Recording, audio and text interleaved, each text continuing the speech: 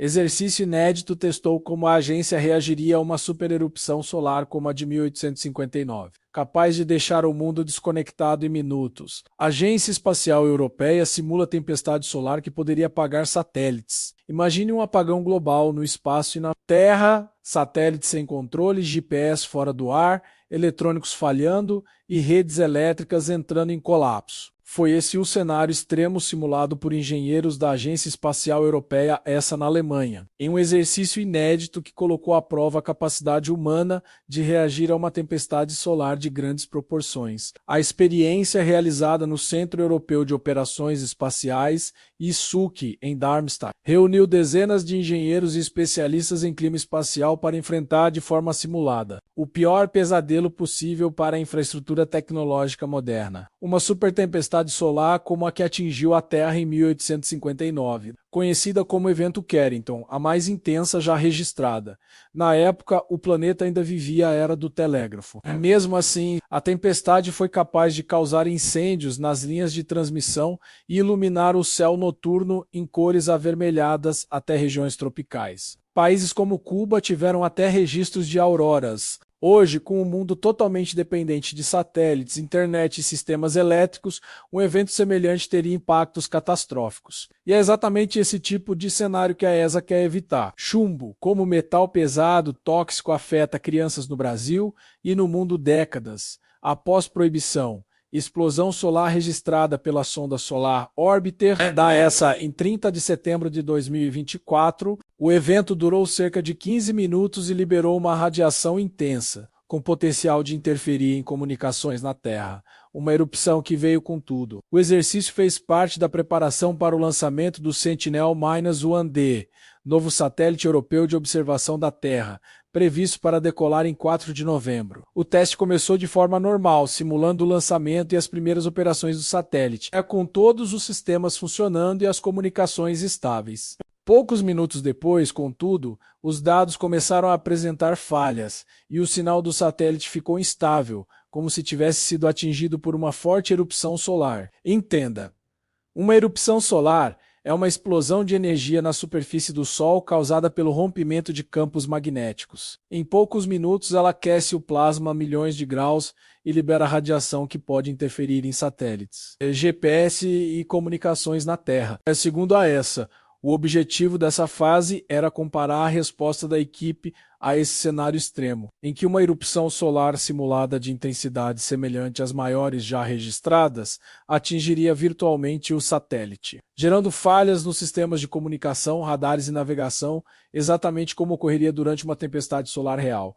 Por isso, a partir desse ponto, o cenário ficou mais complexo. À medida que o cenário avançava, os sistemas começaram a responder de forma errática, simulando os efeitos de uma tempestade de classe X-45, o tipo mais poderoso da escala usada para medir a intensidade dessas explosões. Em um evento real, uma erupção desse porte poderia provocar apagões generalizados em comunicações e redes elétricas. Segundo os cientistas, a radiação de um evento assim alcançaria a Terra em cerca de 8 minutos, o que praticamente não deixa tempo para reação. Simulação de tempestade solar no Centro de Controle da ESA, na Alemanha. Testou como equipes reagiriam a uma erupção extrema capaz de afetar satélites, comunicações e sistemas de navegação. Simulação de tempestade solar no Centro de Controle da ESA, na Alemanha. Testou como equipes reagiriam a uma erupção extrema capaz de afetar satélites, comunicações e sistemas de navegação. Assim, essa fase da simulação reproduziu os efeitos de uma ejeção de massa coronal, uma nuvem gigantesca de partículas carregadas lançada pelo Sol. Quando uma dessas nuvens atinge o campo magnético da Terra, ela pode causar tempestades geomagnéticas, distorções capazes de interferir no funcionamento de satélites em redes de energia e até gerar auroras visíveis em latitudes incomuns, como já ocorreu no século XIX. Caso uma tempestade dessas aconteça, o arrasto dos satélites pode aumentar 400%, com picos locais na densidade atmosférica. Isso eleva o risco de colisões e reduz a vida útil das missões por causa do maior consumo de combustível. Durante o exercício, as equipes também simularam falhas nos instrumentos de orientação, perda de sinal e erros nos sensores que ajudam os satélites a se manterem na rota correta. A ideia era testar como as equipes reagiriam a falhas simultâneas, algo que poderia ocorrer em um cenário real de tempestade solar. O treinamento também contou com a participação do Escritório de Clima Espacial da ESA, criado em 2022, e do Escritório de Detritos Espaciais, que monitora o risco de colisões em órbita. Ambos ajudaram a coordenar as respostas e a avaliar os possíveis impactos em outras missões. A principal conclusão é que não é uma questão de se isso acontecerá, mas de quando o risco solar vem aumentando. Essa simulação da ESA faz parte de uma série de exercícios internacionais que vêm sendo realizados para preparar governos e agências espaciais diante do aumento da atividade solar. Como o Sol passa por ciclos de cerca de 11 anos, o atual, chamado ciclo 25, está no auge. Segundo a NASA, a Agência Espacial Norte-Americana, os últimos meses registraram um número de erupções acima do esperado, entre 2024 e 2025. Mais de 10 tempestades solares classificadas como fortes atingiram a Terra. A maior quantidade desde 2003, elas provocaram auroras em locais pouco comuns, como França, Alemanha e o norte dos Estados Unidos. Em alguns momentos, houve falhas temporárias em sinais de GPS e comunicações de rádio, que chegaram até a afetar rotas aéreas e marítimas. Para reduzir riscos, diferentes países vêm reforçando esse monitoramento e a troca de informações. A ESA, por exemplo, mantém o programa Space Weather Readiness, responsável por simulações como a realizada na Alemanha. A NASA, por sua vez, desenvolve o Plano Solar Storm 2030, que reúne cientistas e o setor elétrico dos Estados Unidos da América para definir medidas de proteção de satélites